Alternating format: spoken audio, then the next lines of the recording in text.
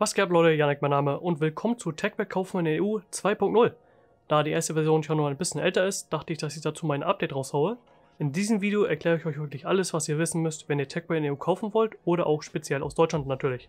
Wir gehen erst über Dropshipper, was sind Dropshipper und wie erkennt ihr sie? Dann über die Zollkosten, was für Zollkosten fallen an und wie viel wird das wirklich am Ende, wenn ich außerhalb der EU bestelle.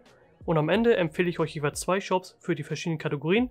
Low Budget bis ca. 150 €, Mid Budget bis 600 € und nochmal High End Budget.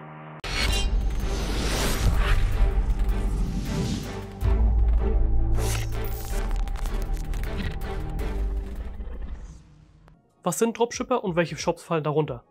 Dropshipper sind meistens Shops, die gezielt TechWeb verkaufen für einen sehr niedrigen Preis und die Ware wird hier oft aus Asien bezogen.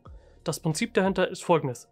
Der Hersteller der Waren sendet die Ware nicht direkt an uns, den Kunden, sondern an einen Zwischenhändler, den sogenannten Dropshipper. Dieser hat volle Kontrolle über den Preis, heißt er kann damit machen, was er will.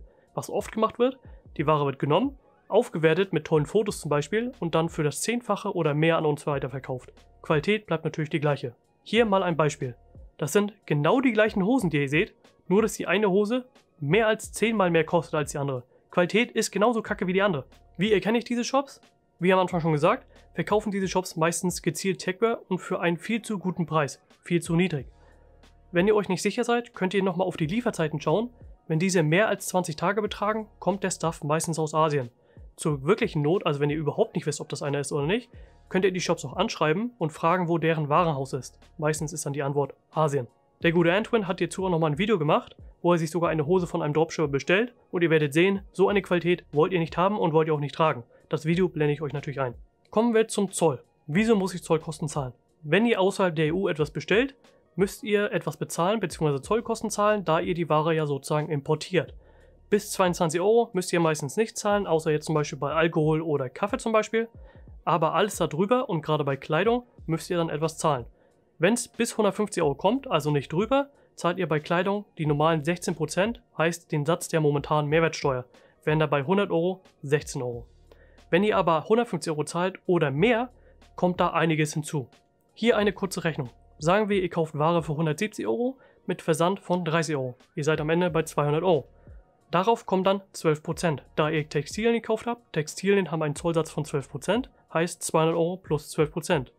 Das wird zusammengerechnet und darauf kommen dann nochmal 16% Mehrwertsteuer. Heißt, ihr seid am Ende bei Zollkosten von 60 €. Das ist fast ein Drittel von dem, was ihr bestellt habt. In diese Falle kann man wirklich sehr, sehr schnell treten und die Summe kann echt groß werden, dadurch, dass das Ganze natürlich auch prozentual verrechnet wird, wie eben erklärt. Deswegen innerhalb der EU bestellen, damit ihr euch die Zollkosten spart. Kommen wir zum wahrscheinlich besten Teil des Videos und zwar meinen Shop-Empfehlungen.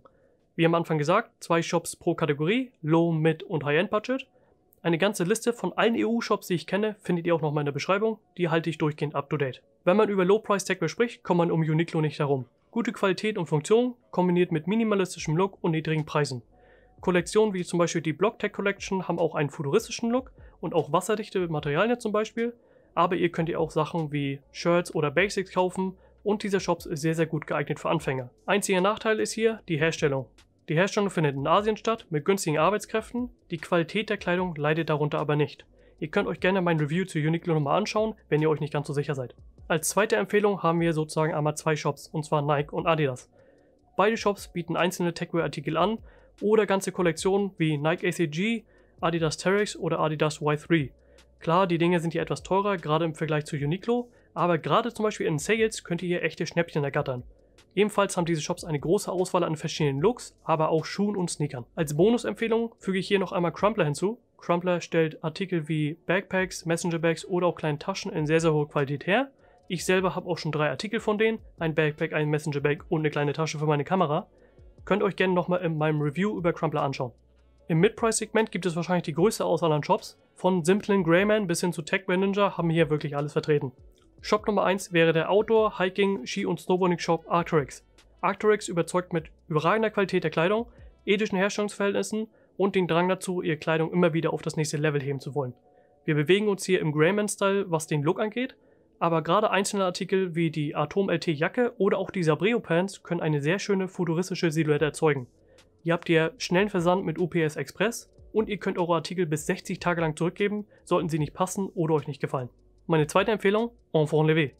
Enfant ist ein Shop, auf den ich schon lange meine Augen geworfen habe und mir dort wahrscheinlich bald meinen ersten Artikel bestellen werde. Sie kombinieren brutalistischen Look mit High-Performance-Textilien, die zum Beispiel auch von Acronym benutzt werden. Ihr könnt hier sogar das Material eurer Kleidung auswählen. Heißt, soll die Hose etwas mehr stretchy sein oder höheren Tragekomfort haben, ist wahrscheinlich Schöller Dryskin das Richtige für euch. Muss sie aber wetterdicht sein, dann ist Stotz Etherproof wahrscheinlich das Richtige für euch. Ein weiteres Qualitätsmerkmal von Enfant, ihre Garments sind made to order. Heißt, es wird etwas nur dann hergestellt, wenn ihr es auch bestellt. Kann natürlich ein bisschen länger dauern, so 20 bis 30 Tage dauert es meistens, bis dann die Ware bei euch ankommt. Hat aber den Vorteil, dass ihr die Größen anpassen könnt, von Hosen, Jacken etc. Kostet natürlich etwas mehr, aber ist den Aufpreis definitiv wert. Auf techwear.com findet ihr übrigens noch ein Interview mit dem Gründer von Enfant. Von dem Typen weiß man nicht wirklich viel, man weiß zum Beispiel nicht mal wie alt er ist, aber das Interview ist dafür umso interessanter. Link in der Beschreibung. Als Bonus-Shop haben wir hier A Cold Ball. A Cold Ball verbinden Funktion mit High Designer Fashion und sind fast schon eine ikonische Marke in der Techwear Community. Sie haben sehr geile experimentelle Releases, wie zum Beispiel die A Cold Ball und Nike Zoom Vomero 5. Sehen wirklich sehr nice aus. Nachteil bzw. Achtung, da A Cold Ball aus England versendet, sind diese ab 01.01.2021 nicht mehr zollkostenfrei. Sobald ihr euch in das High-End-Price-Gebiet begebt, müsst ihr euch eigentlich keine Sorgen mehr machen um Herstellung, Qualität etc.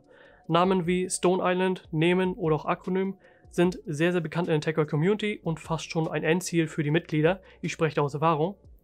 Solltet ihr dort Kleidung kaufen, erwarte ich eigentlich von euch, dass ihr wisst, was ihr euch da kauft.